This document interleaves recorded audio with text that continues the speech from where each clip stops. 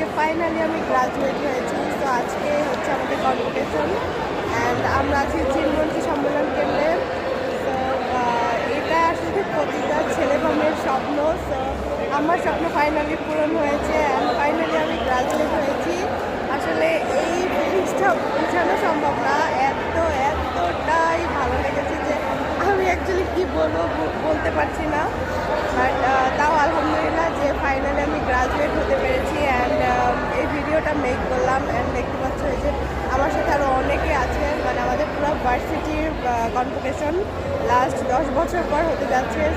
তো অনেক মানুষ সবাই ছবি তুলছে, ভিডিও করছেন, আমিও করলাম। অ্যান্ড আমাদের কালচার প্রোগ্রাম চলছে, মেবি রাত 9টা পর্যন্ত হবে। তো আমি এখানে আছি অ্যান্ড এই তো ভালো লাগছে। সবাই দোয়া করবেন আমার সামনে ফিউচারের জন্য। আর ফাইনালি